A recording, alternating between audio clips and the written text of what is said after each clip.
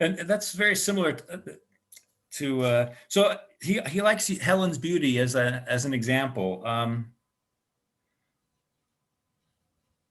And let's just see. I have this underlined. Let me see if it helps.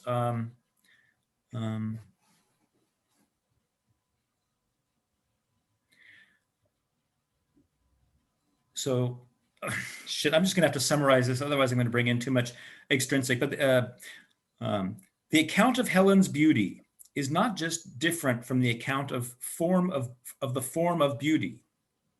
It is an account whose elements, shapes, colors, also belong to the account of ugliness. So, so if we were to list why is Helen beauty, and we talk about blonde, hair and skin complexion and all the just all the different elements that supposedly make up her beauty, right? Those same elements can be present in some other thing, and that will legitimize it, calling it ugly rather than beautiful.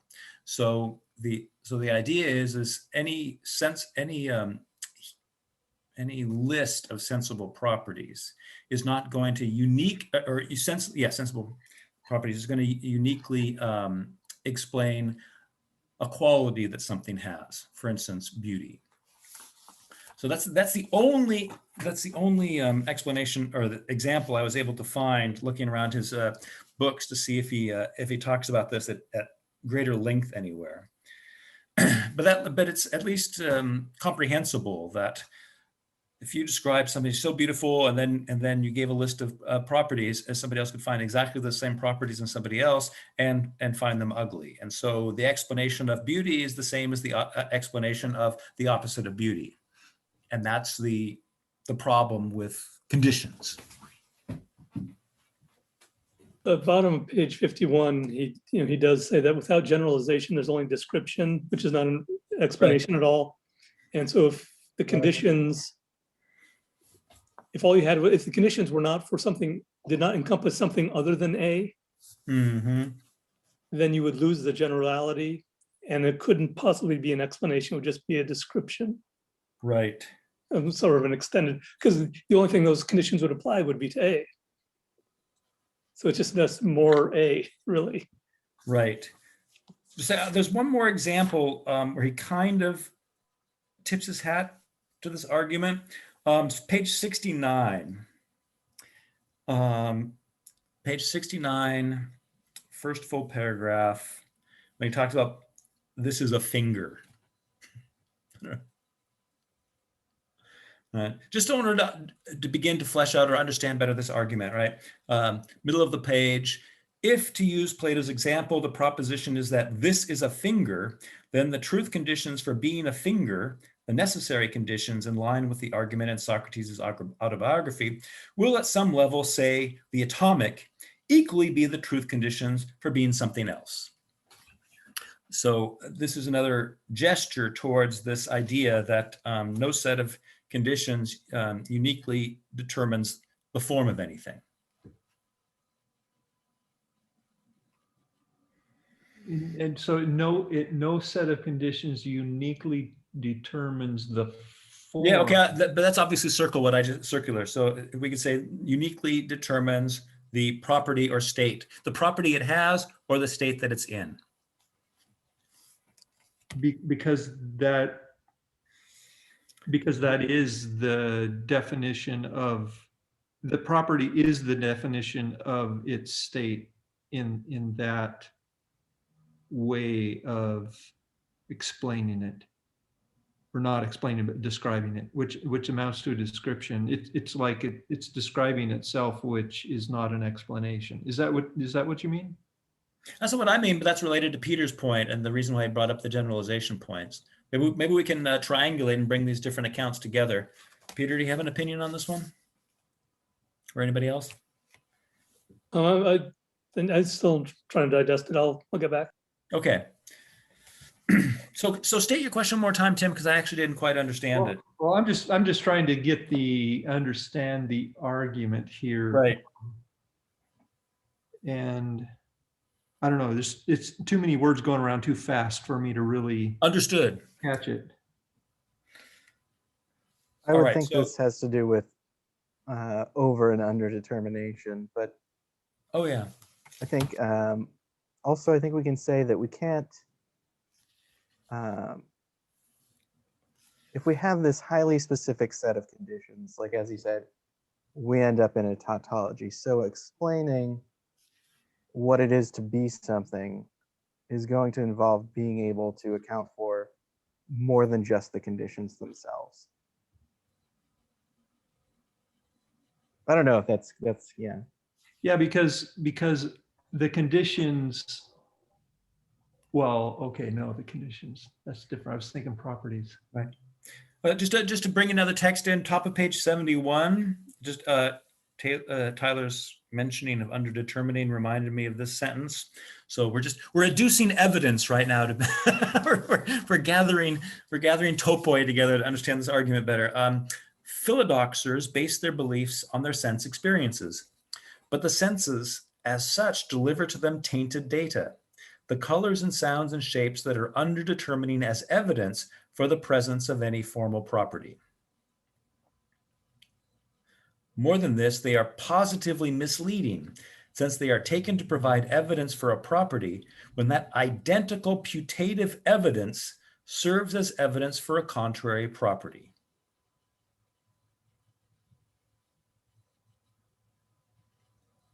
And then Right. if one believes that there are no forms that unambiguously explain the presence of properties, then one will naturally take the taintedness of the data to be a feature of philodoxia, not a bug. One can happily proceed to seek out a supposedly stable cognitive endpoint set forth in terms of approximations, generalizations, and so on, always with an eye to a pragmatic heuristic, blah, blah, blah, blah, blah.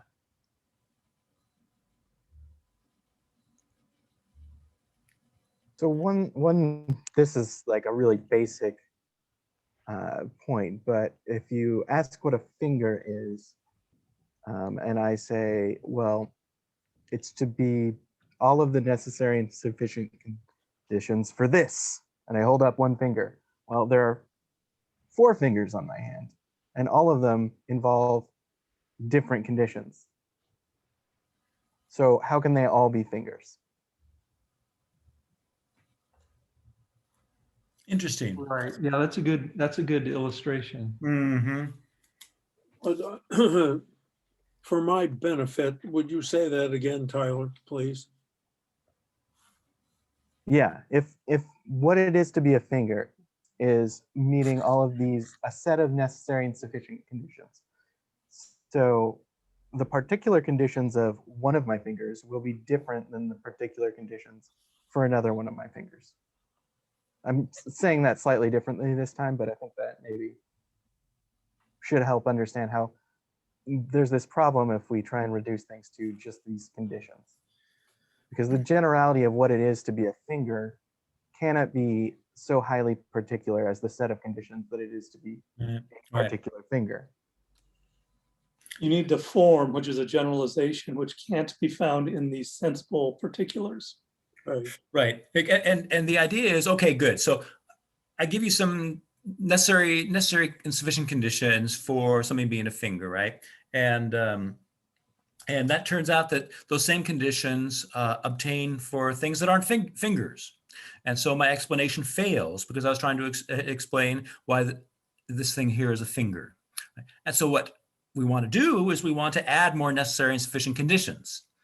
And we keep adding and we keep adding until it only explains this very one thing, right? And in that point, it's not an explanation at all. It's just a redescription. Right. And so it's tautological. We haven't gone anywhere. We've changed our language. We've tarted our language up with all sorts of logical and scientific connectives, right? But at the end of the day, all we've done, we haven't given an explanation of anything because an explanation in order to be an explanation, has to explain more than just one thing.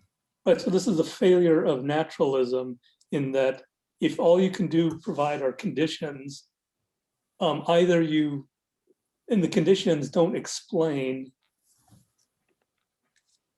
you can't get out of that trap. All that can be is just it's basically a description is not explanation. Conditions can only describe, and you can't, and there's two of things are conditions can only describe, but you can't describe something so specifically that you just described one thing, because then it also fails. Exactly. Even purports to be an explanation, let alone fail to be one on the more major ground. I mean, it's related to that nominalism problem, right? Where you only get to particulars, even when you're trying to describe generalities, you're trapped in particulars. I think you lose what it is to be a condition, because condition itself ends up being rendered description rather than condition. It loses the function. Well, as far as the forms go, the kind of the solution to this, I can. So when Plato, of course, we're not really there in this text, but when Plato proposed forms, the form is not something out there. That's another thing. Right. Is it did he conceive of forms as kind of coming from the mind, or were forms kind of the intelligibles? Were the intelligibles the way the mind thinks or gives form? I think there's disagreement on this in the philosophical community. This might be an interplatonic dispute rather Yep. than a naturalistic versus Platonic. No, but I mean, it's a good question. It really, of course, he doesn't have the word mind, right? So it's a little bit ambiguous what you mean by mind. Well, nous, they had nous. Okay, so you mean intellect, right? Right. So he says some interesting things about forms, right? First of all, that they you can't deny life to them, and that they also are eternal and unchanging. And but he doesn't give you. I mean, it would be he would get into a third man argument or a third man problem or a infinite regress if he thought that he needs to give a generative account of forms from something else when the forms underlie any generative account, and so there's no generative account of them possible, and so they need to be understood as ungenerated. So where they come from is a question that still is still accidentally thinking them as spatiotemporal, at least temporal things. Right, and that's why I'm saying, they're not a thing that's out there, and that's that problem. But they would have to be justifiable logically at the very least. Right. And maybe their justification comes from the very fact that they obviate this naturalism problem. Right. There's got to be more to suggest them than that. But yeah, I mean, because we could just say, well, okay, there's no explanation of anything. Every explanation is specious. We could go there, but of course we know that there are better and worse explanations, and they're not equally. They're all not equally bad, and so something must explain the difference in explanations. Yeah, so you have to, but I guess the difference between, let's just say, asserting God is the explanation, right? Which is kind of a leap. Right. Purportedly, I guess my biggest question is Plato's form, are Plato's forms something different from just that in a plural form rather than God as a unitary form, or is there a logical progression from the problem to the solution that's bulletproof, that's necessary, that's that can't not but be true? Right. Well, I think Um, that is what Gerson is proposing here, that Plato has proposed, that without some way of talking about all these different individuals, you can't talk about everything. You have to assert forms, and I think that's what he calls intelligible reality. yeah, What's the term? I think that the intelligible intelligible reality. world. He refers to the intelligible world. Yes, the intelligible world. That you either have an individual thing that really has no explanation, or you have some fundament that explains a whole class of things. You have something that will support the idea of human beings, or you have something that will support the idea of animal, or something that will support nature or tree or something of that sort. Otherwise, you can talk about all the absolute conditions that you want to, but an explanation really will get you nowhere. And that's exactly correct.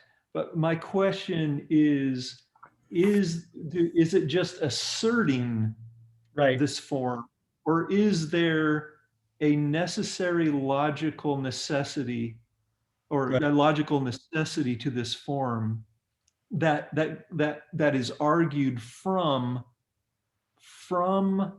the problem, either from the problem to the solution, Right. or just it must be in order to us, in order to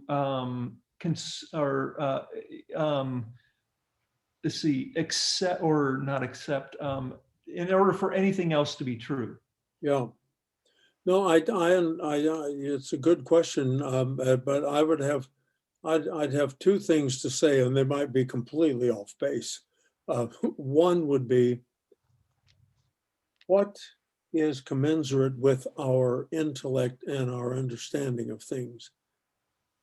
Number one, and secondly, the answer to that would be these various generalities that we are able to think about.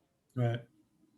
For example, humanity, animality, nature, all these various things that we can turn things into genus and species.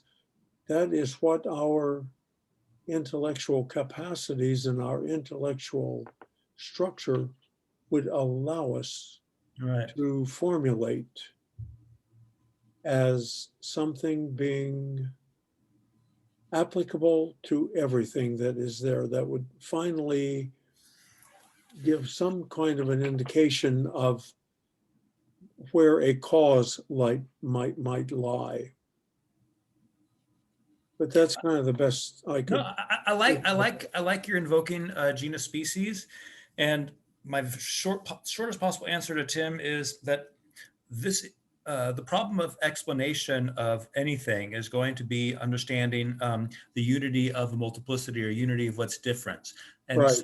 so ultimately we're going to have to explore the relationship of sameness as such and difference as such at the categorical level, and and explaining how things can be same and different at the same time, which, in order to have a property, you have to be what you are and have something different than you are in order to be what you are. So this whole dialectic of sameness and difference is, so to speak, the highest level of the forms. And then to ascend logically from there to understand what is necessarily implied by the specific relation of sameness and difference that allows us to understand predication, and allows us to understand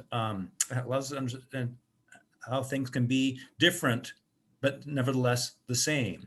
So this whole thing about sameness and difference is going to be absolutely essential to grasp in order to get to what the idea of the good actually contributes to understanding this very specific categorical problem. So I think it's a very narrow eye of the needle that you have to go through in order to understand how to ascend, or how the idea of the good can be ultimately explanatory. So So it sounds like, it's about sameness and difference, and it's not about books and pawns and stars. right, and so it's really not about forms as static. They're not like static forms. It's really kind of a primitive or inadequate way of depicting a logical dialectic. So it's not like there are forms corresponding to things. Right. It's that there is this dialectic between sameness and difference. Right. But it's a very specific, and it's a specific dialectic, right? And once you say species, you say form, right? And so the forms that are being explained are at the same time the forms that are doing explaining. And once we get at that level, that the form that's being explained is internal to the form that's explaining, and you understand how that can be without conflation or muddling, then you begin to understand what that has to do with goodness. Go ahead, Peter.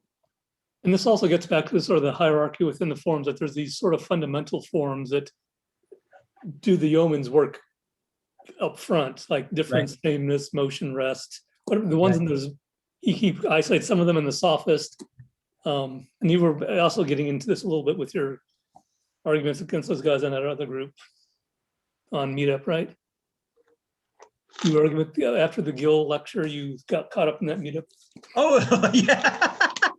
Anyway, You read that. I'm so touched that you read that. Yeah. So it was interesting. So anyway, some of that stuff was going on there. So I think it's, that's why the question in Parmenides about, does hair and mud have a form? And everybody's like, I don't know about that. It's not just a squeamishness. It's like, if every particular thing had a form, then again, the forms also devolve into something else. There's too particular to explain anything. Yes. Oh, nicely put. I didn't ever think about that. That is good enough for me to write down. Yeah, it almost my new seems waterman pen. Yeah, it almost Can you seems repeat like that? where these forms are really, they're roughly the categories of Yep. Aristotle and Kant in order to be able to serve any purpose. Yeah. Peter, can you repeat that? Or Michael, could you repeat I that? doubt it. But give it a try. I'm trying to. So I was Perfect just here. pointing out that there's a hierarchy of forms, and there's a certain set of high-level forms that do a lot of really ground-laying work, like identity, difference, same, difference, motion, rest. And in the Parmenides, the dialogue, Zeno asks Socrates, is there a form for hair and mud too? And Socrates is a little confused. He's not sure which way to go on that, right? But I think the point there is that if you did have a form for something as particular and as essentially formless in the equivocal sense as mud, as a mud splatter, if there was a form for that one and a form for this other mud splatter and a form for that mud splatter, then all of a sudden the forms would be so specific they wouldn't be doing any work. Right. They would be doing no explanatory work. They'd be back down to merely conditions, the over particularized conditions for this particular splatter of mud. Right. That's really good. So no, there is no form of hair or mud. Oh shit! You said something that I really wanted to write down. And That's that many good things argues at the same for- time. I can't get it all down. And that argues for the forms not really being correspondence to Right. things at all. That's Right. very good too. Thank you. Yeah, what I Yeah. really like your point is the over particularization. I mean, you can't turn the forms into these particularity again, and then lose all explanatory power. Peter, that was just a rock star moment. Thanks, man. Although I use particular and should have said singular or individual, but No, I actually never made that connection. But yeah, we often think of the forms as just being like these mirror images of particular things. But by making them a mirror image of a particular thing, we just make them into a copy of that particular thing. And as a copy of that particular thing, they don't explain anything at all. They're actually explained by the particular things, right? And so, yes, so everything goes. well-determined form or something. Yeah. Yeah, and that falls into the third man trap as well. So the form has to be something else. It not even thing. It's not really a thing. It can't be a thing. Right. And yeah, it's not similarity to the thing, not like shape or, the form of bad odors doesn't itself smell bad. But the question I have is, I mean, we can refer to later, like the dialogue of Hegel, the categories of Kant, but I still want to know what Plato thought they were, how he formulated forms. Right. Well, you know what? We're gonna have to go back to the Parmenides, because this is exactly where where he criticizes, and Aristotle is going to do it too, criticizing precisely this, as Peter will put it correctly, this over-particularized notion of forms, where everything in perception is explained by some ideal form, right? And what we do is we just create not an intelligible world, but just a copy, a representation of the sensible world. And that's not the intelligible world. The intelligible is not a representation of the sensible world. And that's part of the onus of the first part of the Parmenides, is to disabuse Socrates of this infantile theory of forms. And Aristotle is going to go after it again and again and again. So obviously it was widespread in the academy thinking about forms this way. But even to talk about two worlds is problematic. Of course it is, and it has to be taken metaphorically. Yeah. Because in this highlighted section here, he talks about the problems of of two worlds there. Wait, where is that? It's on page 71. It just says, Parmenides says in his eponymous dialogue, if forms do not exist, or if they exist and are completely cut off or separate from the sensible world, then intelligible communication would be impossible. Right. Keep going. For that, communication depends upon our cognizing the instantiations of forms among things and making judgments about the sameness and differences among the things owing to forms. But the philodoxer assumes that intelligible communication is possible. It's not surprising that, ignoring the condition for this possibility, he can, like Richard Rorty, be led eventually to abandon representationalism altogether. Without the explanatory functioning of forms, thought and language on one side and sensibles on the other are indeed incommensurable. Excellent. So if it's, Oh, go ahead.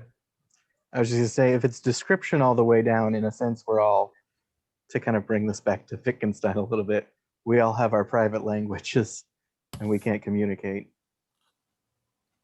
Yeah. because the private language is just sensibility. Wait a minute, Tyler, what do you mean if we all have only our own sensibilities and representations? Then we wouldn't be able to communicate with others intelligibly. Right, yeah. Because everything would be so highly particular that me talking about something, I'm not talking about the same thing as Right. anything you have access to. Yeah. So sameness isn't possible even in communication. Yeah, that's an interesting point. It makes me think of Alan, because Alan always wanted to say, well, the solution to all these problems is language, right? And we're taught a language, and that creates all the connections for us, and so it's a completely natural thing, and right. That's all I wanted to say. It just reminded me of language. You go ahead. To defend Alan a little bit, at least that does move from the private to the public.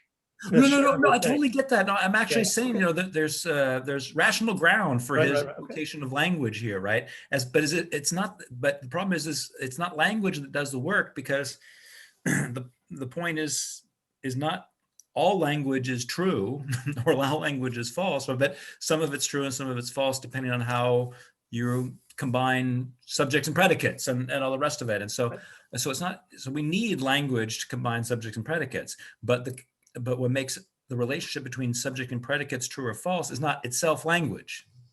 But it also, earlier on, maybe it was in chapter 2, but anyway, Gerson makes a point that the intelligible world is not made up of propositions, at least for Plato.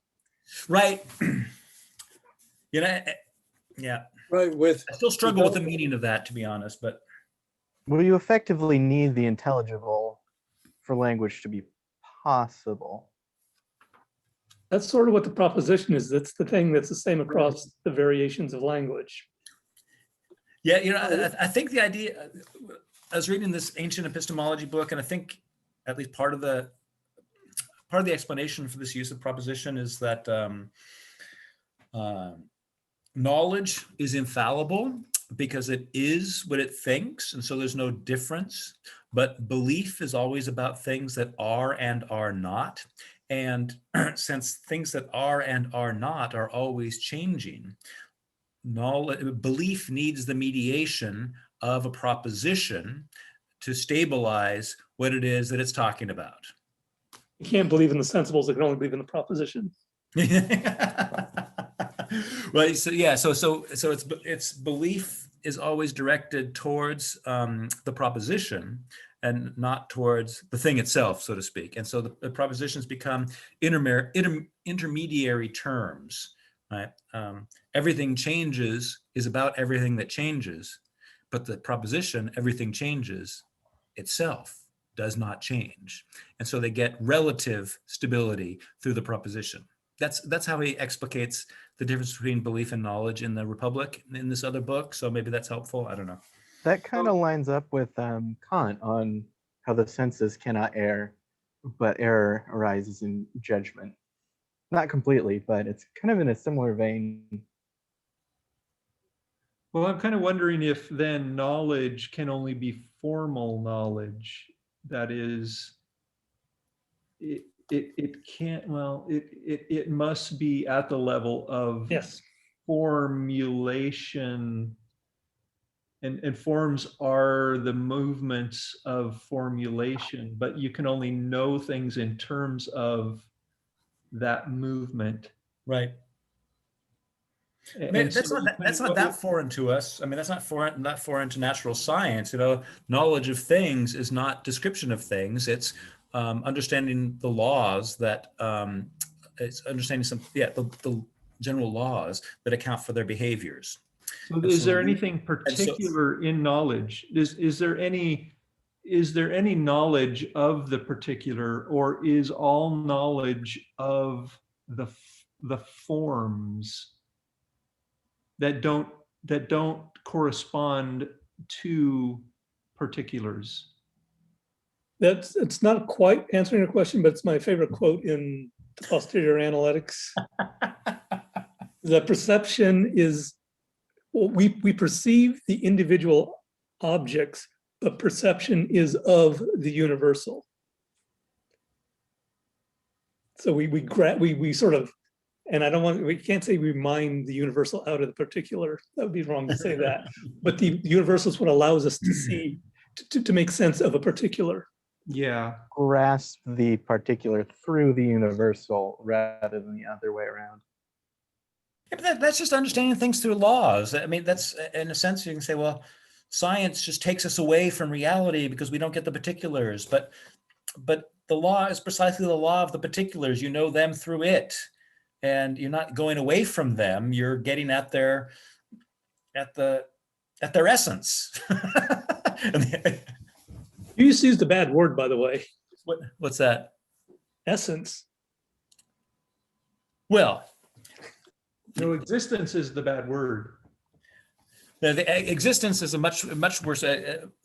We can get a handhold on essence, but existence is just such a untamable concept. Existence doesn't exist. Right. Quine has a little problem with that because, to be is to be in the scope of a variable, of a quantifier, right? A value of a bound variable. Value of a bound variable, yes. Which is captured by a quantifier. That's right. Easy for him to say. But is he right? Is that true? Okay, yeah. So that was a really awesome conversation that brought a lot of light to me about how these different passages hook up with one another. So that was great. Is it martini time? Yeah, I think that's a really good point about what you perceive, that you are perceiving the universal in the particular. Right. Well, Yeah, no, Aristotle's point in that's the mind. difference between, so to speak, a Platonic understanding of form and idea and a modern one that understands form and idea as abstractions. So by taking a part of a thing out of the thing and then just focusing on that part or aspect, right? We're obviously diminishing the thing and talking about something else. We're not talking about the thing, we're talking about its part, right? And all abstraction, if thought were just abstraction, the thought would never be about anything except a bunch of parts. It would never be about anything at all. And so it's very, very interesting to think along the Platonic Aristotelian lines of what thinking is. And it doesn't reduce to abstraction in this modern sense, but it has everything to do with kind of understanding the principle of the unity of something. And that principle of the unity is not separate from the thing. So if the universal is in the particular, does that mean we have to cut open the particular to do philosophy? Yeah. Yeah, just like if you cut open a brain, you see all these ideas and inferences spilling out. So interesting. You need to be up to your elbows in guts and gore and all sorts of stuff. That's right. If you want to learn logic, just open up a brain. Yeah. So we do have to get into what the different ways we use the term "in." Oh, thank you. Grist to my mill. Yeah, because this is kind of tricky because I'm often reminded when I'm going through both Hegel and now Aristotle and Plato of George Lakoff. He's the linguist who talks about how the human mind categorizes things and provides organization to sensory data. But that's really not what we're talking about. So when Peter said we perceive the thing, but it's a perception of the universal, it's really not what Lakoff is talking about, where the human mind is providing organization or perceptions to the data. This is something different, but that's why I was asking, is are Plato's forms like a movement of the mind, or are they sort of independent of the mind? And of course you said we have to wait to get an answer to that, but right, because if you think of the mind as something individual in particular, then you're not going to think it along the lines of the intellect, which could you think about the universal as being a structure of the mind? But that is just how we think. I mean, as I thought Tyler put it quite well a while ago, without the intelligible world, which means taking into account the forms or the universals, without the intelligible world, we really can't communicate with each other. And it's this structure of our minds that we have that automatically organize things in that manner. And it's not just a matter of words and language, but it's a matter of what an ontological structure that we have. Yeah, but I think that what Michael just said, and to Plato, it really isn't per se dependent on the organic structure of the human brain such that it gives rise to a way of human perceiving or conceiving, but it really is just purely a logical, it's necessary to logic. It's, And is it Geist in the sense of Hegel? Right, it is. Because Geist is, of course, the translation of nous. Right.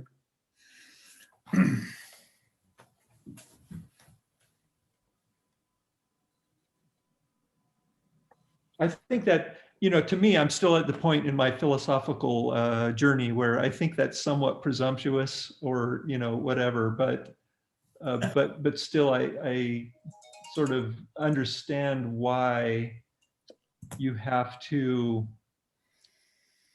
think this independently of anything organic, anything particular. Otherwise, you defeat it. I mean, you're back at the naturalism position. Right. But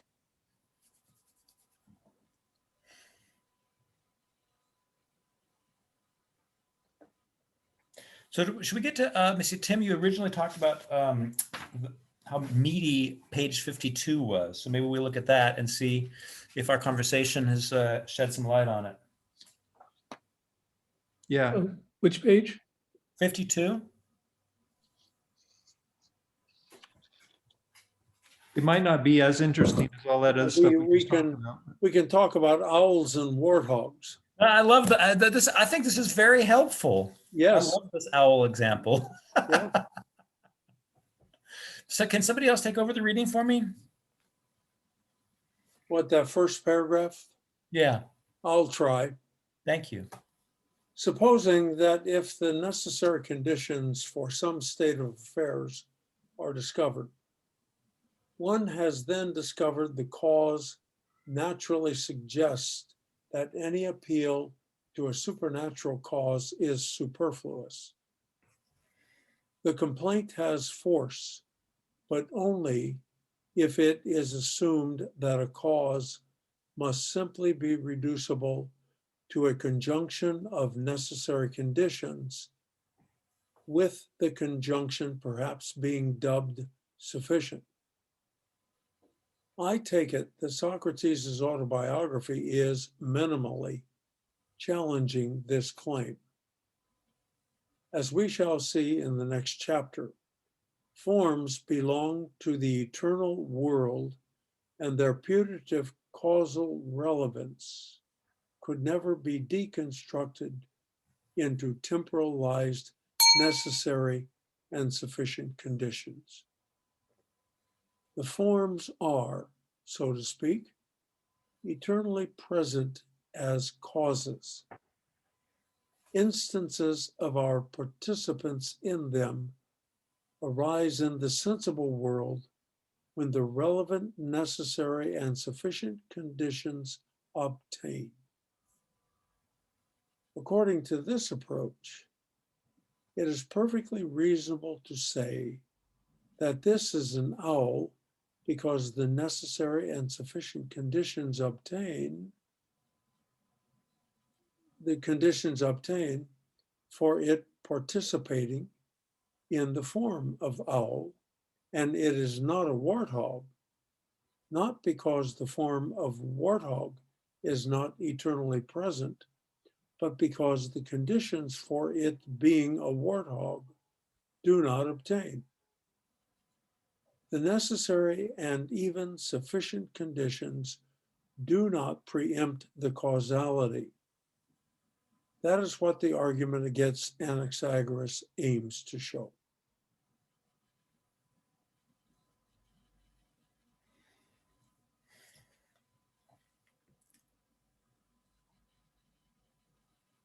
To me, I don't really see that as an argument. He says the complaint has force, but only if it is assumed that a cause must simply be reducible to a conjunction. But I don't follow why it's must and maybe shouldn't be can. Because we could say only if is it assumed that a cause can be reducible to a conjunction of necessary conditions. Because if it could, then we wouldn't have any need for a supernatural cause. I think it's in, he doesn't explicitly bring out the term potential or possible here, but in a sense, I think we can't really understand conditions without them. And forms have to do with possibility or potential. And in order for something to be the conditions for something else, we need there to be the possibility of conditions being such that they permit a form. Mm-hmm. Yeah, I get that. That's nicely said. But he says that at the last sentence, that is what the argument against an exagoras aims to show. Okay, so he's not saying that what he just presented is an argument, Right. because it's really not an argument. It's, okay, Right. I get it.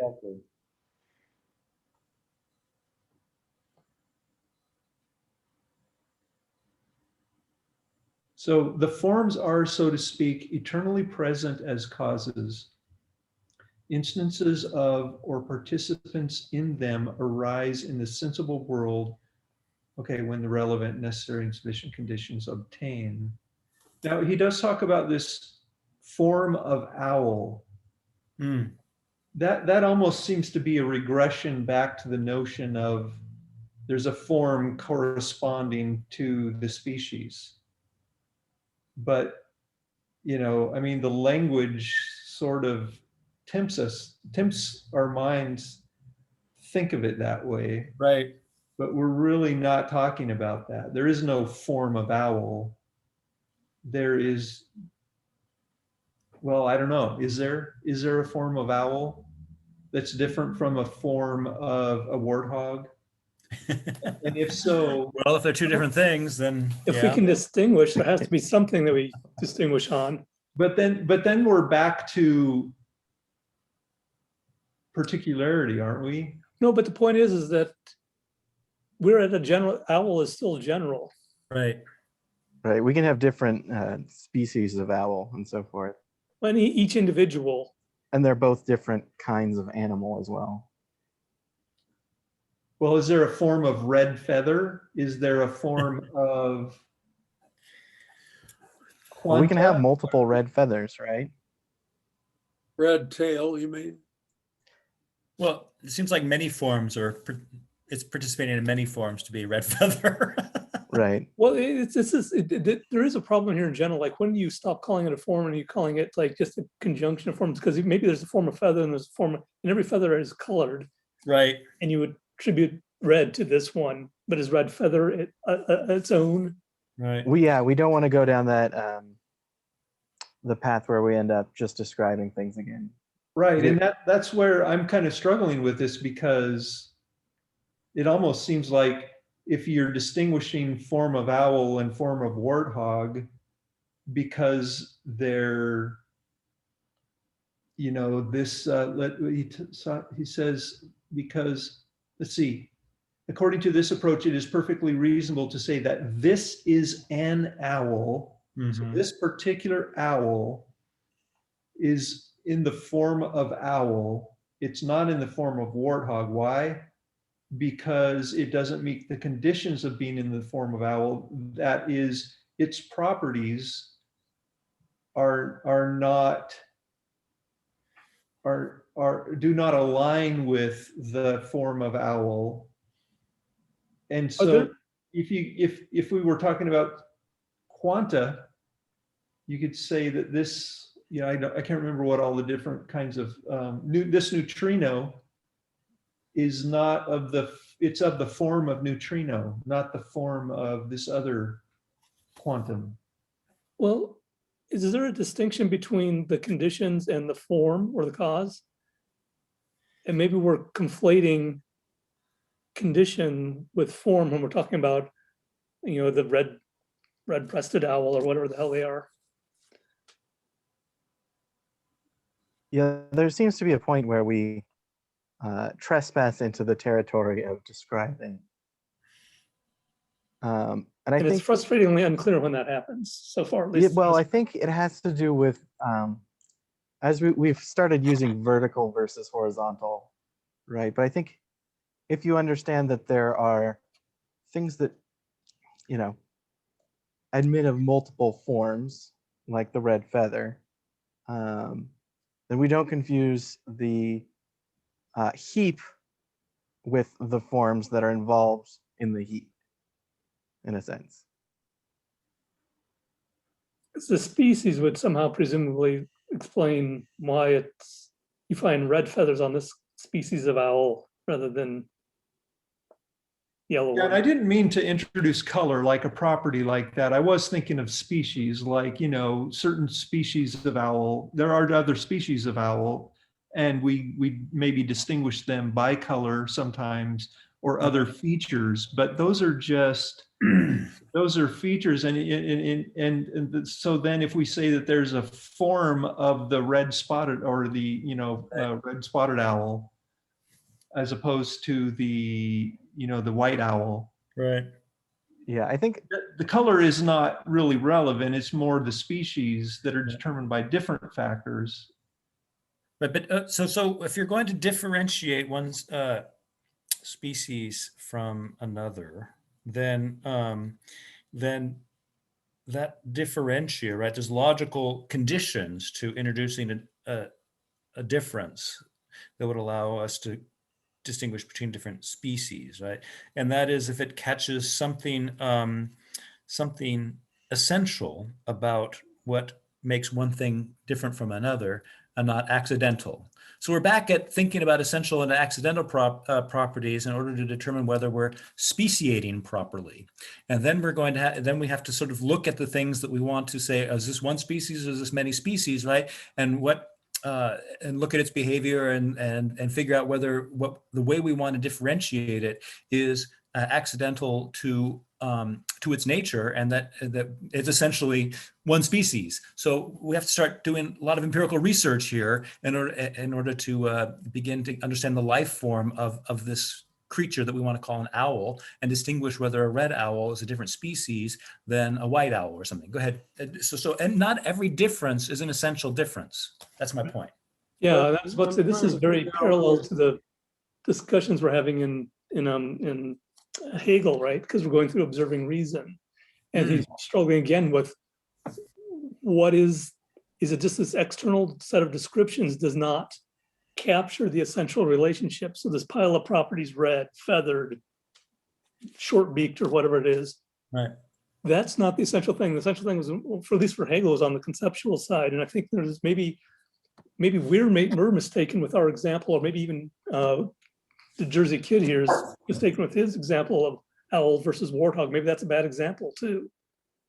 yeah, Because I think, maybe because that's a weird thing I just haven't quite figured out in the Hegel side, but sex is what, I mean, a species is all about what perpetuates itself in some sense. And that may have nothing, it has nothing to do with red feathers or white feathers, right?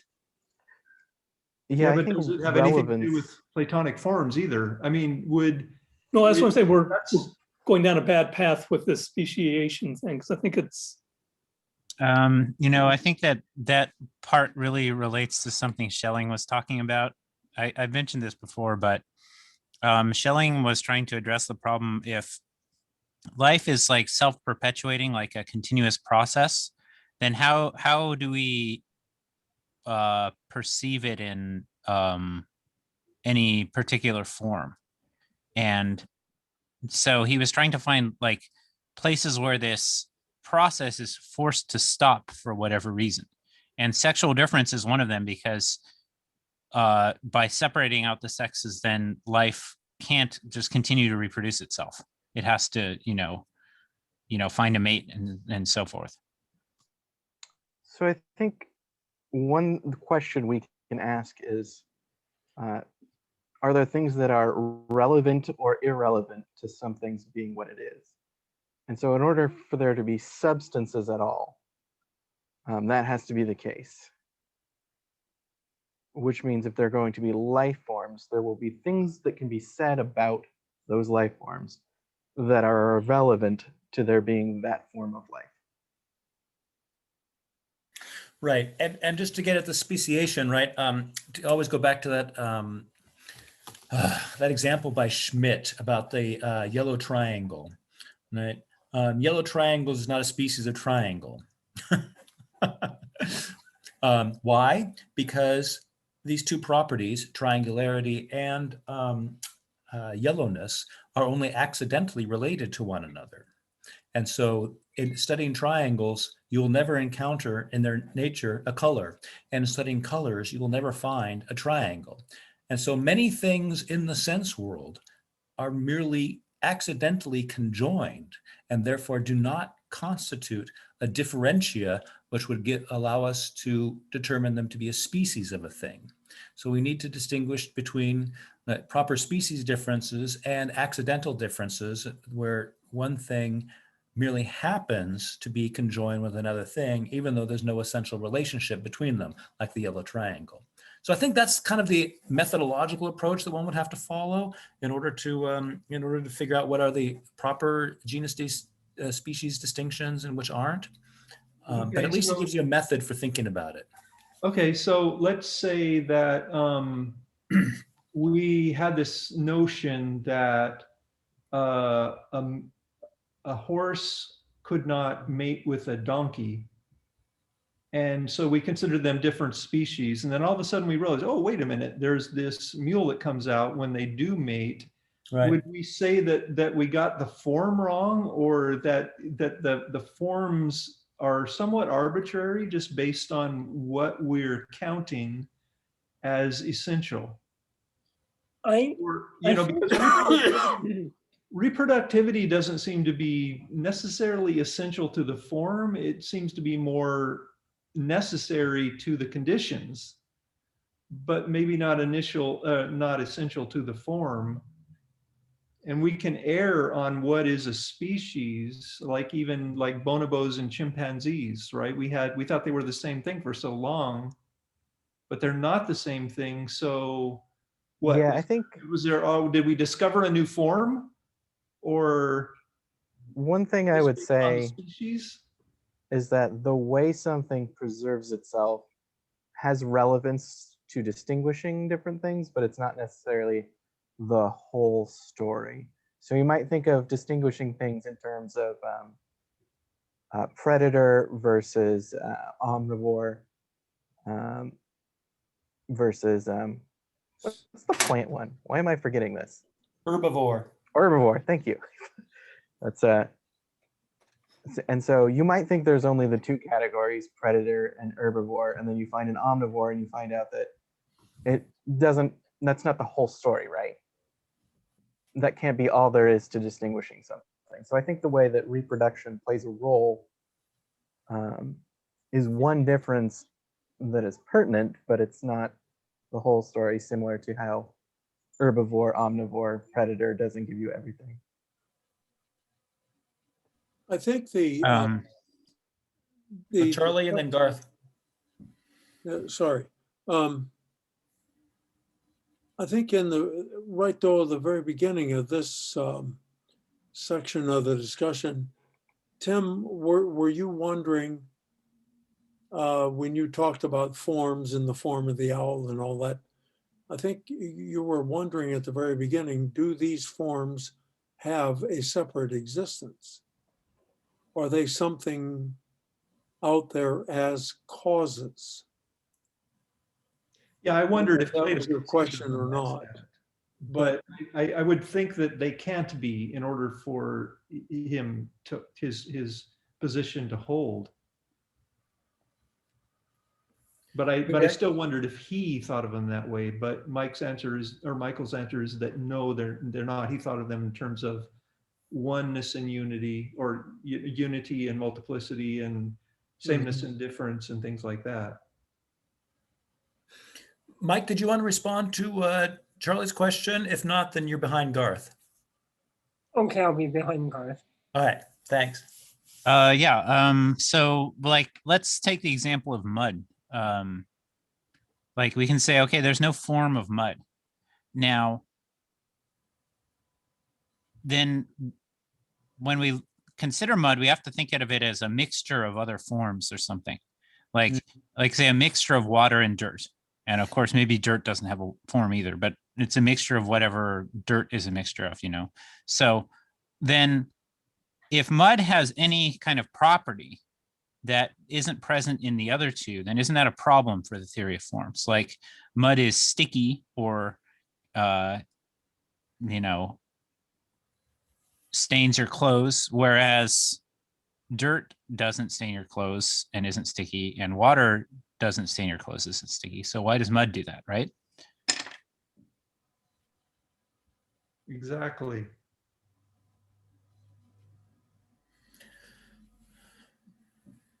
Because after all, we're not really talking about one-to-one correspondences. We're talking about, like, the ideas. We're talking about forms that, so why can't mud be a form? Well, yeah, I sort of think that forms don't correspond to the objects we see in the world at all, and that all the forms are connected into one big hierarchy, which you could call like the universal, and there's just one, and it's all interconnected, and we simply don't perceive the interconnection of all things. That's sounding Hegelian. That sounds pretty fair, though. Mike, go ahead. I think you said it a few minutes ago when you said, I guess I'm paraphrasing, the crux of the problem is that we make the correct distinctions when we're thinking about forms. And I'm hearing everyone like Peter, Tim, Charlie, I think, and Garth, when we were looking at like owls, right? Or we were looking at great horned owls, and then we're thinking, what makes up the species? And I heard us just by default resorting to the biological definition of a species. A species is, they can breed with each other, right? But how do we know that that is the right distinguishment, whatever word that is, that should be made? But I don't know what the answer is. And Garth, you bring up good points. Like and I don't know if Gerson answers this, but I think we all agree that forms do exist, right? Like if they didn't, then how would we know that an owl was an owl, right? It's not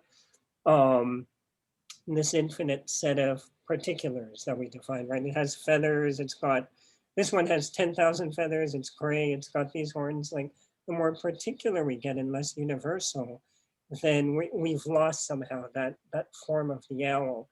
But where do we draw the line, right? And like even if we identify different types of owl, there is still that universal that we could say that both those different types of owls are owls, right? But then you could say a great horned owl. Well, yeah, that's a great horned owl because it's got the tuft ears. So there is a form. So maybe that is a valid form. But I question whether, and maybe this is a valid criteria, but whether individuals can procreate with each other. Well, you know what? I don't know. Maybe there is no real hard line, but we just know it. Sorry for the ramble. But No, that was absolutely totally fascinating. And it's given me a lot of thoughts that I'm trying to keep under control here. So Tyler can speak. Yeah, I think this might be in line with what Garth was talking about, but I think for the empirical, right, we use form or being in a different way than we're talking about the intelligible. And in order to explain the empirical, we had to appeal to the intelligible. But the mistake is in thinking that anything empirical reduces or is equivalent to an intelligible form on its own, rather than already being a complex of them. I think you said what I was going to try to say, but you've said it much more generally and succinctly than I would have been able to say it. And oracularly. Yes. Yeah, I it didn't was- understand it. It was too succinct for me.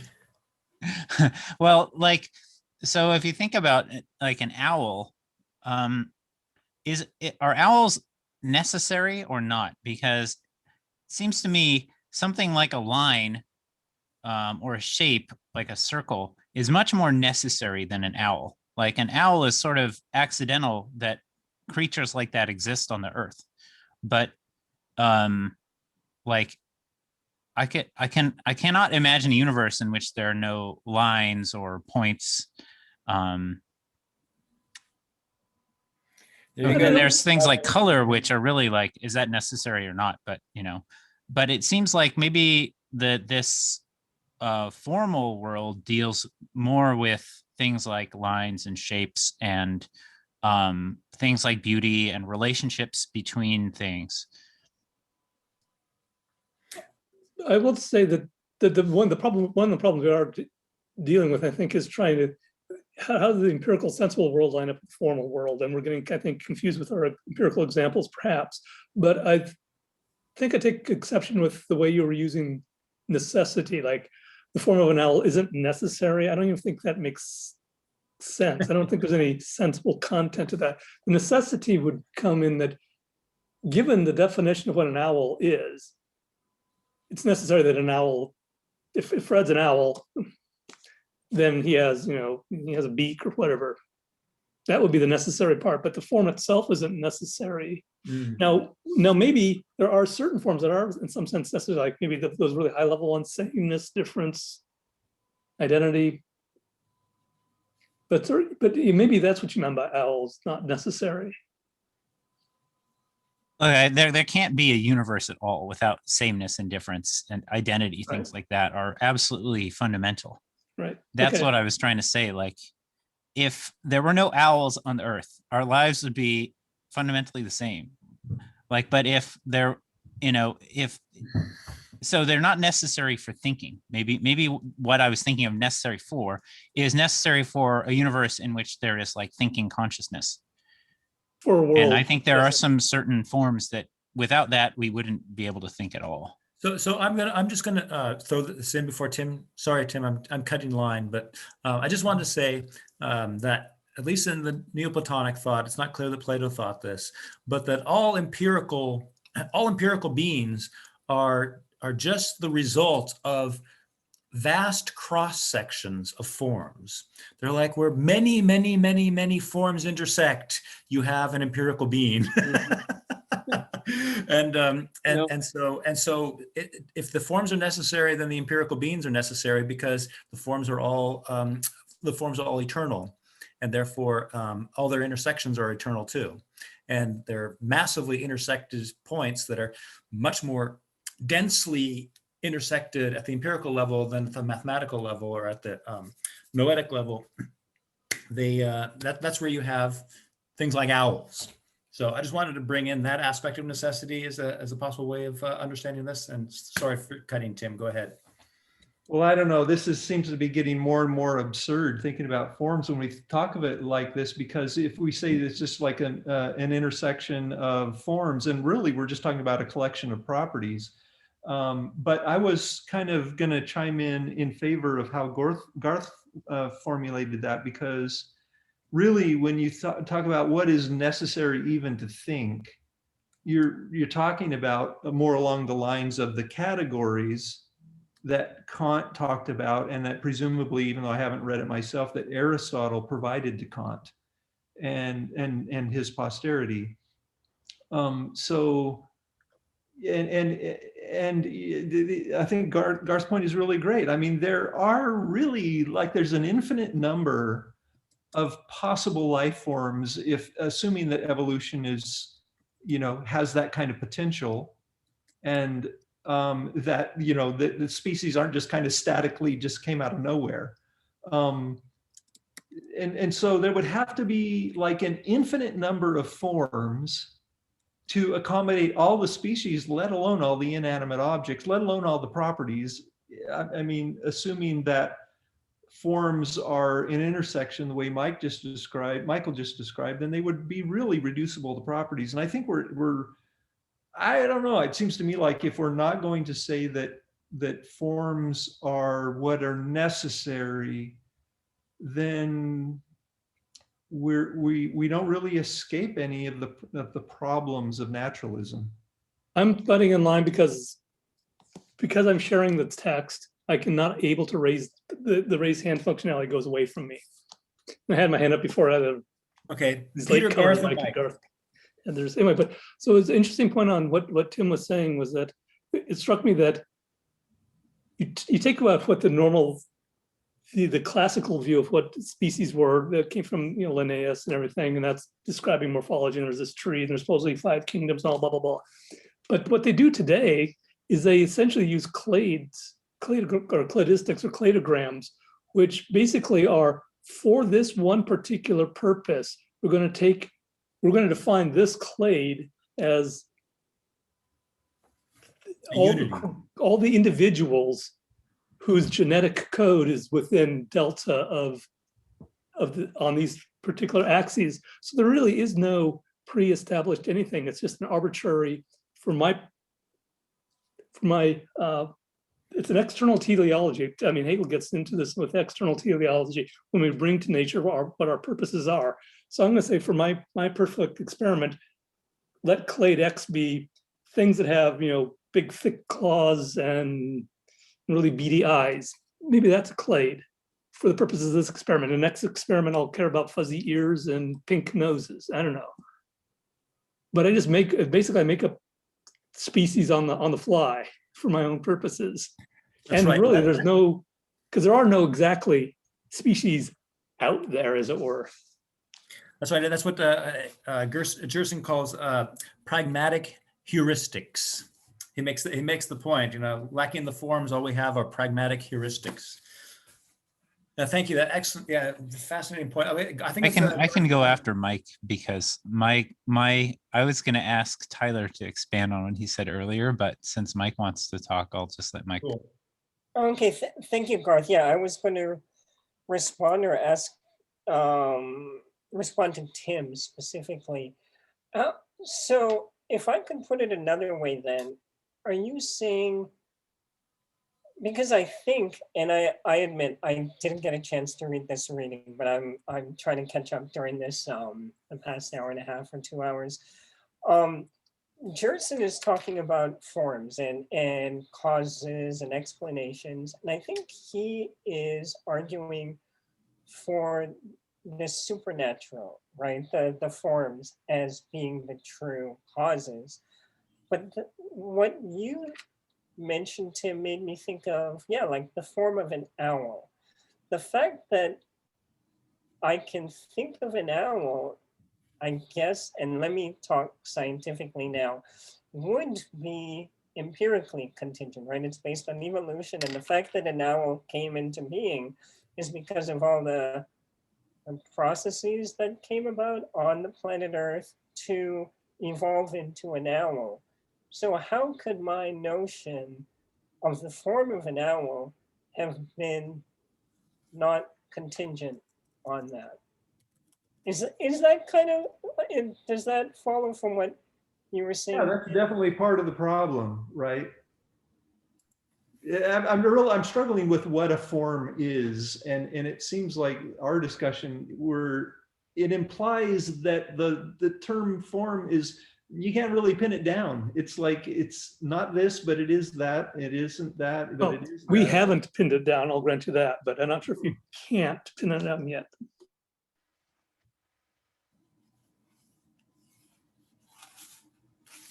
But Gerson does us no favors when he says form of an owl. And and form of a warthog, because that seems to be problematic.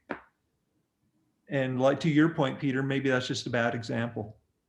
Well, I mean, if we're afraid of getting too fine grained because we're forgetting always to distinguish essential and accidental properties, and then we can run that back up the chain and say, well, there's really no difference between warthogs and owls. We don't need to distinguish their forms because they're just animals, right? And then animals are just things, right? So everything's just a thing. And that, but here, instead of getting at what distinguishes something from another thing, essentially, we've just lost all determinacy.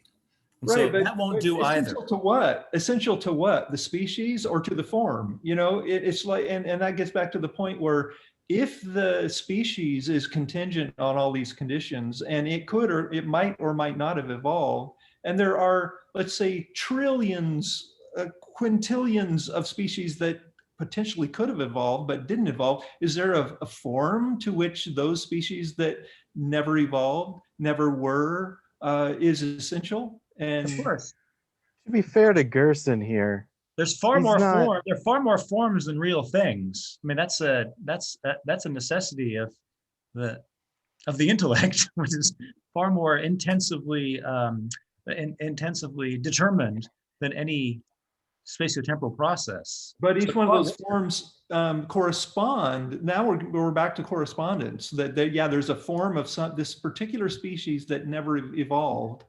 We just haven't thought of it, but it's particular to that species. No, but I guess we can go round and round on this. I think we're using species in different ways, but like there's no form of the yellow triangle. That's multiple forms that are adventitiously happen to be together in a spatio-temporal segment, right? And so just because they're together doesn't mean that there's a form of their togetherness, but what's together has form.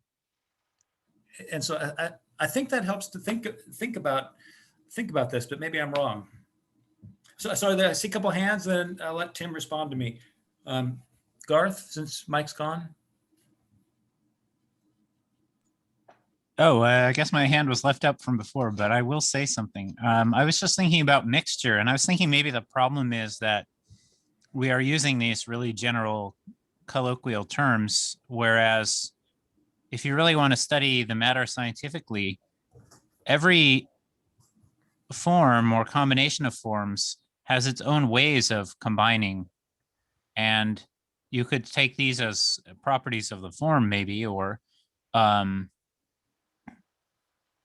treat them as, I guess, property of just the combination. And then there's no problem anymore of the missing property. It seems like a data representation problem, actually, now that I think about it. Like, like binary numbers are like more efficient than other kinds of number. And it seems like a system of forms is just something, a way to organize data.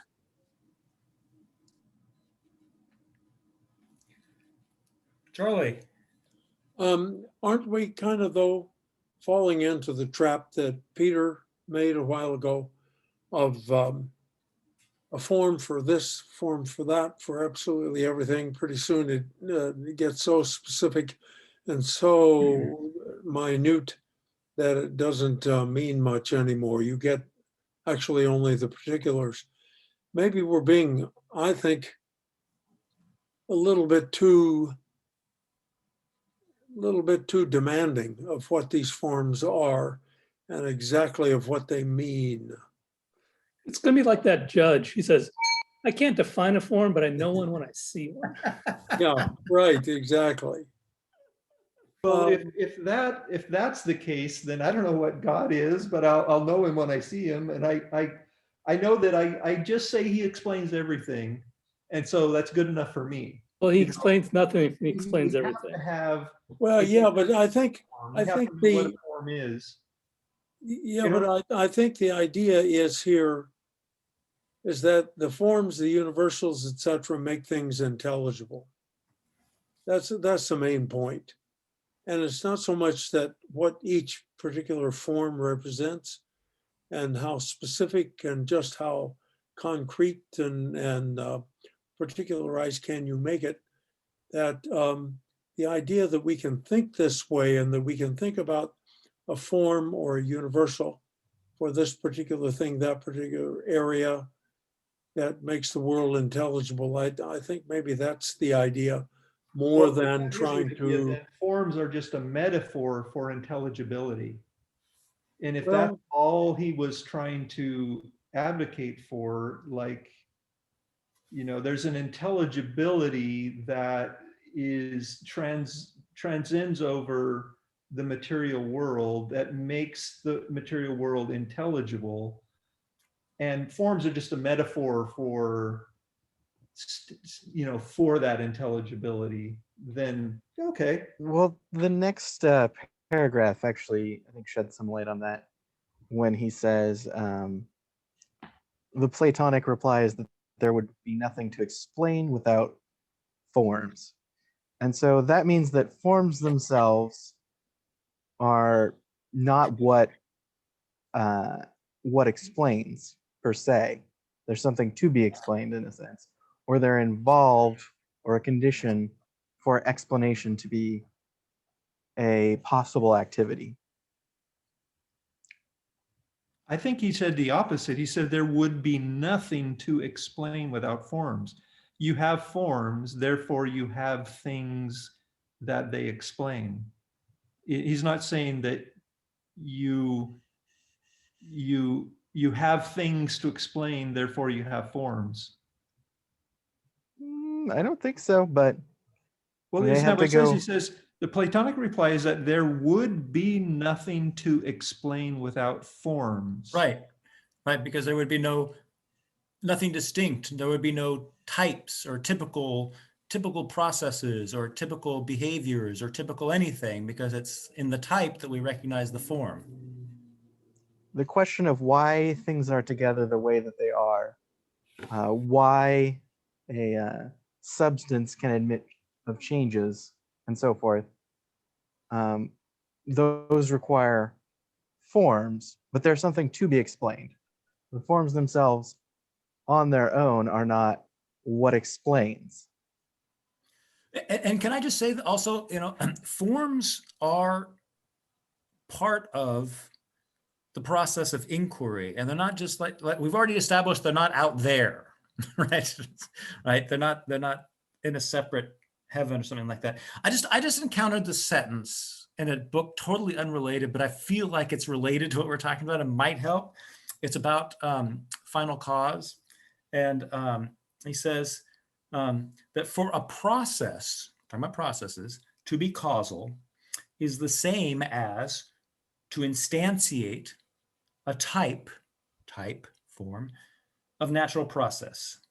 This means that processes are causal insofar as they are subject to standards of typicality. This implies that processes are causal if and only if they have a final cause.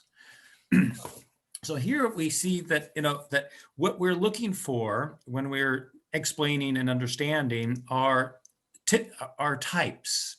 And insofar as they're types, they're not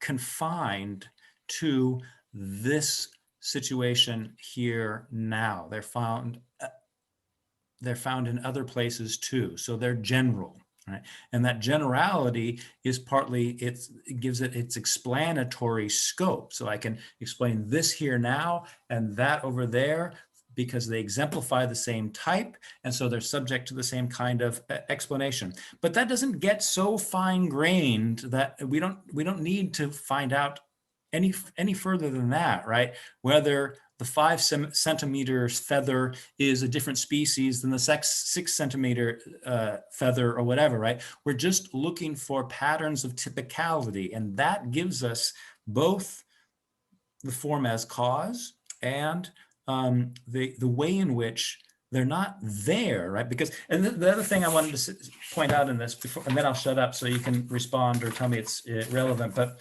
I thought was super helpful was,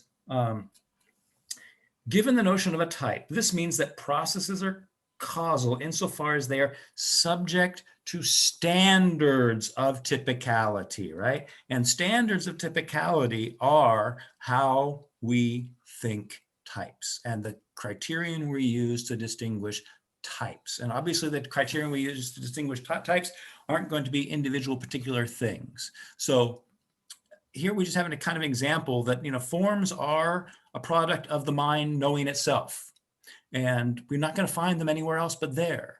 But we're not creating them either, because the mind is getting clear about the boundaries of different types, right? By finding instances that that correspond to these types, and through the empirical research, we refine our types. But we're always thinking what's given to us in terms of its approximation to the typicality that is, so to speak, internal to the thought of anything. And so, yeah, that's why I wanted to bring mine in here and just kind of remind us that we that the forms inform the very process of inquiry, and they're not just things out there that we find and then try to figure out the boundaries of. Sorry, Was that thanks. was that the Pearl book? That was a very familiar quote. You know, the guy who hosted, hosted the Gill thing at Oh. Toronto, that's Boris Hennig, and Oh, right, yeah. he studied Leipzig. He studied in Leipzig yeah. with Rödel, and I asked him about that. And so I found his book on Aristotle's Four Causes, which is very helpful right now, on Amazon for like $10. Oh, cool. I'll just say that you talk about informing form and reminding us about mind. Just a double pun. Thanks. My vocabulary is getting smaller and smaller. Sorry, Tyler, you've been very patient. Yeah, I think type gets us back to an important point made earlier, which is that if we're going to be explaining what explains cannot be at the same level of what is explained. And so I think types can be types of other types in a sense. Yeah. And so this is the kind of the issue that we got bogged down into with animals and forms. So when you bring up criteria, I think we've introduced something that may be at a different level, and it's going to be important to see why and how it's at a different level than types. Okay. Yeah, so I hope you found that at least somewhat clarifying and not just mystifying this. No, I get it. It seems to me that there are implications to that. And of course, that makes way more sense than talking about forms per se, like in this other world, this, formal world that's separate from this. But we're talking about how humans cognize, really, when it comes down to it, unless we say that in the way that mathematics and numbers sort of are independently of human thinking, that types or forms in this sense also are in this way, and they facilitate human thinking independently of human thinking.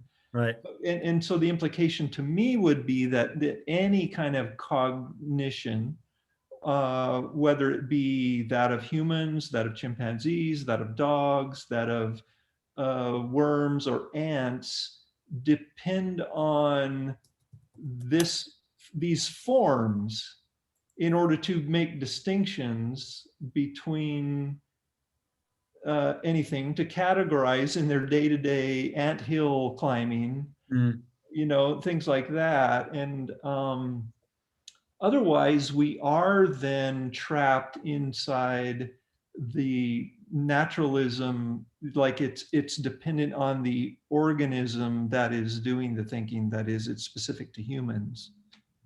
So if we're talking about distinguishability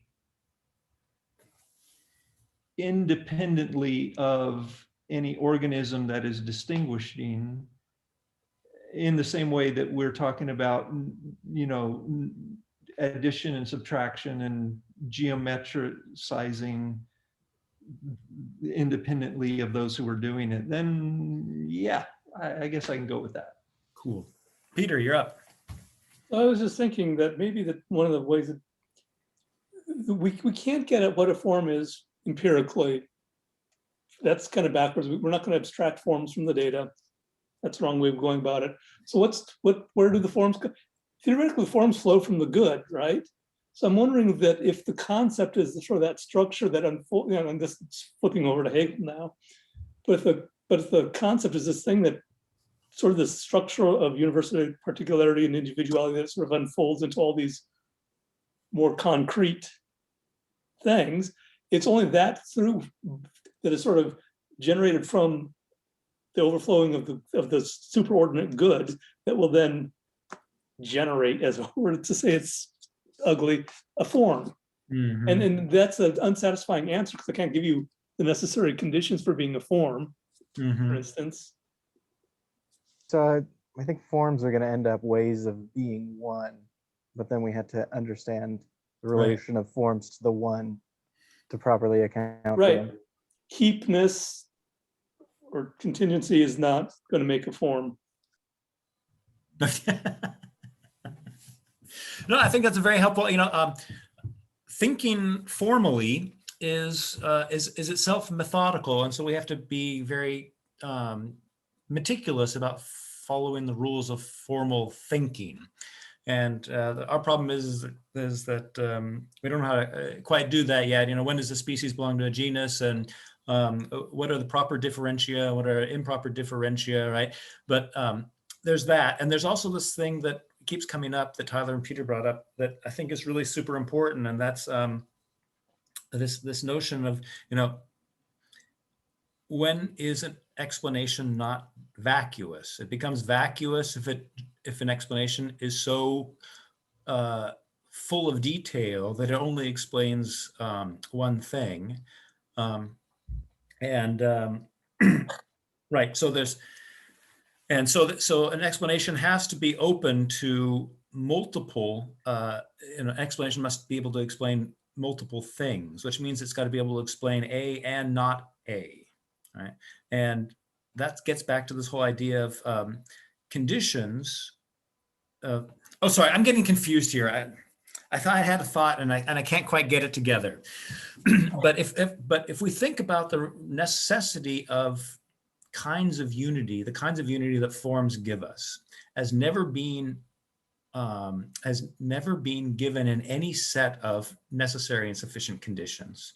That those necessary and sufficient conditions all given together just gives us a heap of, so to speak, material preconditions for some form, but they don't give us the kind of unity that we're dealing with when we're dealing with, for instance, an owl is over against a triangle. All of these apparatic accounts of explanation are the things that point us to some higher order explanatory comprehension that is required for an explanation to actually do the work it's purported to do. Okay, I'm done. Well, can't we say then that cognition is the teleological final cause of all forms, because cognition must distinguish, must type, and so that's it. That's what it comes down to. Right.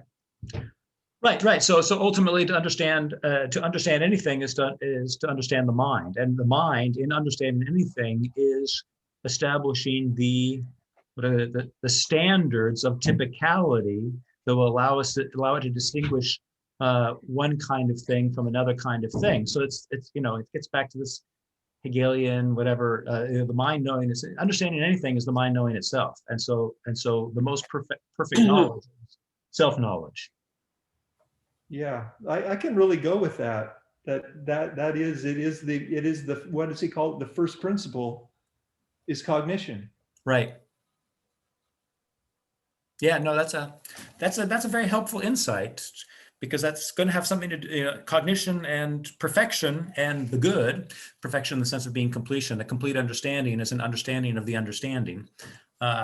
These are all going to go hand in glove, and they're going to dovetail in such a way, hopefully, that there's no other way to understand this particular set of issues. But I also think, we've been having an intra or an interplatonic conversation, thinking about forms and how to get them right and what's the relation, right? So that is just participating in the tradition of Platonism, having this kind of conversation. And we can see easily on the basis of our own chat or our own discussion how different schools of Platonism might have arisen, right? There are different angles that seem more promising for giving a total explanation than other avenues. But that's a very, very different kind of conversation than if you don't acknowledge form at all. And that's, I guess, part of Gerson's point. Mhm. All right, time for booze. Did we finish chapter 3? What? Have we ever finished anything? This was just for the first half of chapter 3. Right. We do Well, need. unfortunately, so I guess we'll leave this up to group decision. I'm just gonna. We're not going to meet again on Gerson, I don't think, unless there's overwhelming desire to do so. So in which case I'm in. But I'm assuming we're going to do 8 weeks of Aristotle and then get back to Gerson after that. And then the question is do we continue with chapter 3? Or do you read it in your own time and start getting into the really meaty chapters of 4, 5, and 6, which is where, I would say we move on. I like that answer. Yeah, I think I'm with him.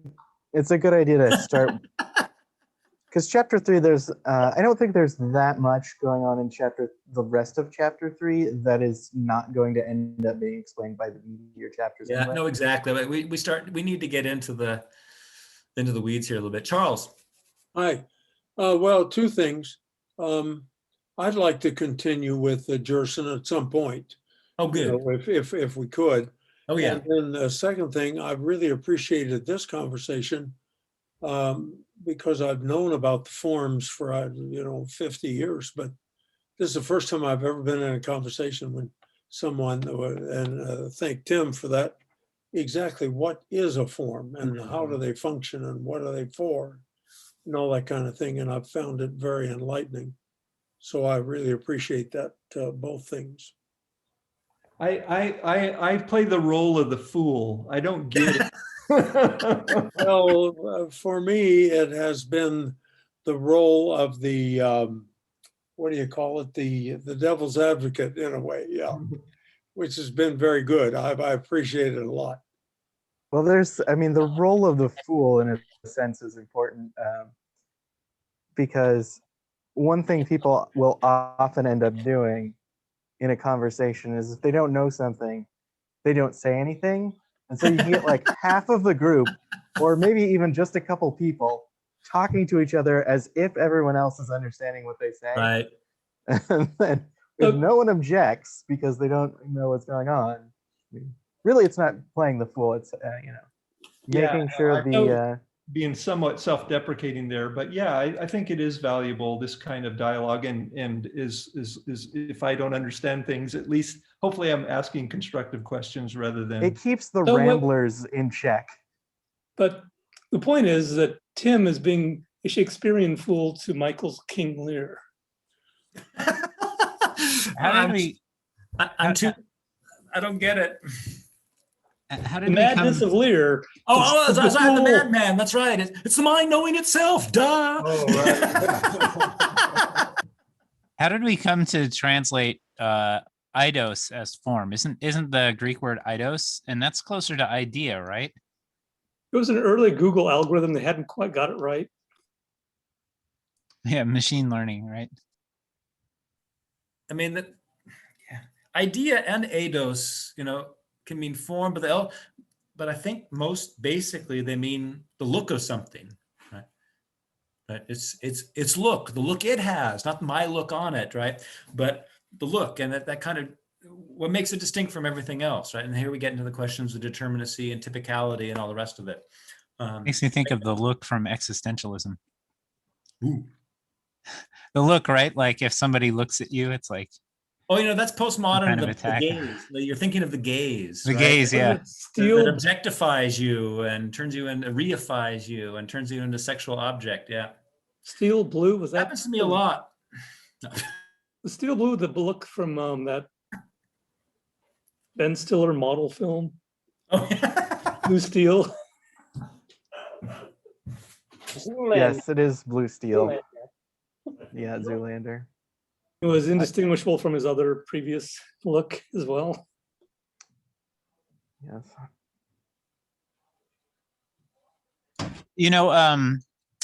It's funny they mentioned machine learning because companies are spending like billions of dollars right now trying to develop algorithms that can read your emotions from your face.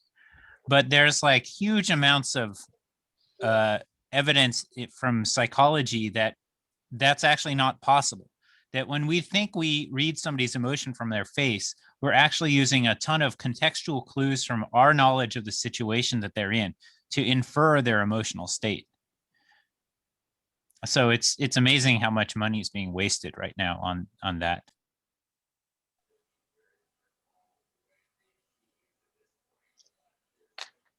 I mean, it's amazing how much money is being wasted just in general. I was listening to this guy critique a bunch of kind of nonsense psychology, and the military has spent a lot of money on positive psychology in a way that just, I mean, it doesn't surprise me, but it's like so disturbing how much money the military will dump on something absolute that's just complete nonsense. Dude, John Ronson wrote a whole book, Men Who Stare at Goats. The military was paying these guys to develop their psychic powers, and they claimed that they could kill a goat by staring at it. Wasn't there a George Clooney movie about that? Yeah. Yeah, it's based on that guy's book. Oh, okay. Gotcha. You can find the audio book on YouTube. It's great. He reads it in Charlie still have his hand up for a reason, or Charlie? Oh, the poor goat may have just died when he got a look at the guys who were looking at him. it does remind me of one of my elephant jokes. Oh, Why did Oh, the elephant God. fall out of the tree? It was dead. Why did the second elephant fall out of the tree? It was tied to the dead elephant. It was glued to the, yeah. Why did the third elephant fall out of the tree? He thought it was a game. Why did the tree fall over? I thought it was an elephant. Anyway, Okay. oh my, those are wonderful. Why do elephants have red eyes? Why? So they can hide in strawberry patches. This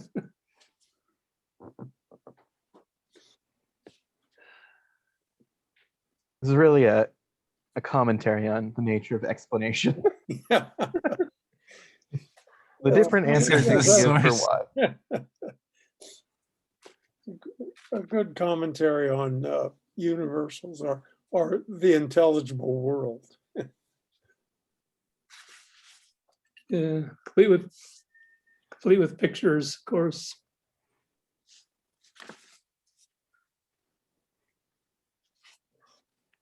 Anyway, Oh, do you have any of those joke books by Frog? Anybody know No. who Frog is? No. No. no Well, Kermit. he was a homeless guy who lived somewhere near University of Oregon, and he would always stand like just off the campus on the street and sell his joke books. And I bought a few because they're only like $3 each or something. And they're just like a bunch of random 1980s political humor jokes about like Margaret Thatcher and Ronald Reagan and stuff. How dreadful.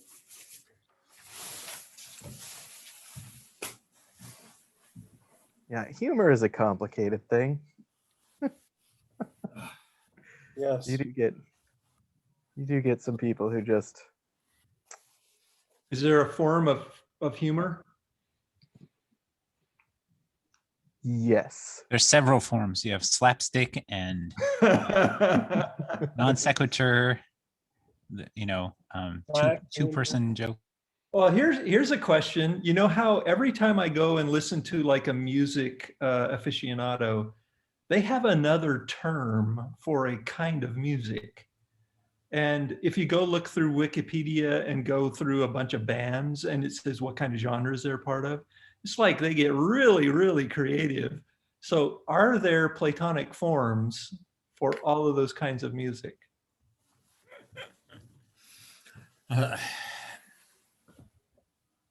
There's only forms of harmony. And if only if there's a perfect integer relationships amongst the harmonies.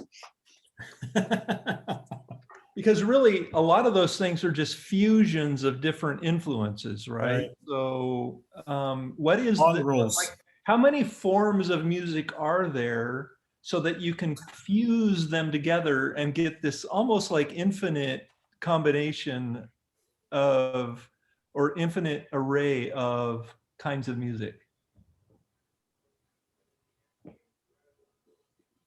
Because we don't want to get too particular with the Platonic forms. We just want to get the bare minimum in order Well, to. a lot of the subgenres are basically, they describe things in terms of common musical elements or themes.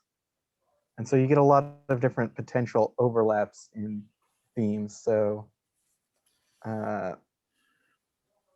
of like how different animals can share some properties but not others.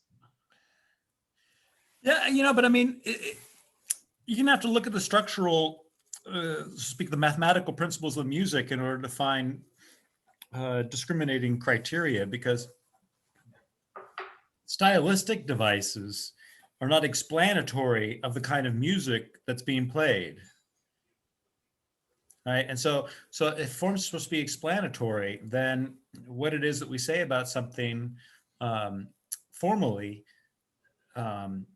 tells us something about why it is the way it is. Well, then let me Now, ask you this. forms are causal, they're not explanatory. Well, It seems to me that the form of music would allow you to have access to the intelligible world in a sense that you could tell what is music and what is not. Well, to Michael's point, though, it almost sounds like he's advocating that the forms of music must coincide with the theory of music, like pure theory. Oh. And everything else is just kind of stylistic. It's just kind of accidental to that. Right. So why is this music this way? Not because everybody's wearing black. But everybody's wearing black because the music's this way. So in what way is this music in which everybody wears black? Right? It's not they're wearing black that makes the music that way. So what is it, right? And maybe there's some harmonic principle that's being used, or there's some mathematical rhythm that lies at the basis of it, right? That distinguishes it from other forms of music. And then we recognize that the wearing black is just a universally coincidental but not essential property of it, and so it's not suitable for distinguishing a species. But to be fair, I don't think any genre of music is distinguished by what people are wearing. Well, I mean, I'm just saying, whatever. I mean, what distinguishes? I mean, you just made the point that there's tons of different distinctions, but not every distinction is a difference, because not every distinction is a distinction of the music. Yeah, well, it has to do with we lost all music when we went to the well-tempered thing. We lost the modes, yeah. and we're just not doing There's integer that, relation. right. But anyway, I just one quick question procedurally. Should I stop the recording now? I started it late. You probably better. We might say something that shouldn't be recorded because we're at beer time. Yeah. Okay. But let me make one last point. Okay. I think- For posterity. That's for posterity. So please. Okay, for Yes. posterity. I think that the difference between like doxa, like opinion and knowledge, is connected to this difference between knowing a kind of music based on the clothes that the people wear in the music video or whatever, and knowing a kind of music based on its, you know, qualities, its sound or whatever, right? Because I think the former is how opinions come about, and the latter is how knowledge comes about, right? Like, Right. what is and I'm going to say essential. What is essential to the thing is what you know about it, right? But what it just goes along with it accidentally, you can still often identify it and identify it correctly based on stuff like that. Like if you turn on a music video and your sound is off on your TV and all the people wearing black, but they have like snakes and crap on the screen, you can say, okay, maybe this is like heavy metal or something, right? But you know, you don't really know until you turn the volume on, right? Isn't that the nature of what opinion is? Okay, so I mean, there's different forms of music, but there's also different forms of style. And if we're talking about different forms of musical style, and we're talking about the different forms of style and not different forms of music, so we got to get our genus right. What the hell is the genus that we're talking about? This is one of those methodological things about formal thinking. And then the other thing is that some, like the wearing of black or whatever, might universally accompany heavy metal, but it's not. It doesn't tell us anything about the kind of music that it is. It's an accidentally universal. And it's not necessarily universal, and so it's not explanatory of the music. Go ahead, Peter. But I think there's also two different levels. I mean, Garth brought up doxa versus knowledge. Right. Doxa is, I think, the relationship we have. We have an opinion that our sensory, the world is sensible. This particular sensible is associated with this concept. That's doxa, not an that's not a relation of knowledge. The knowledge is only amongst the forms, I think. Well, does music have anything to do with ears?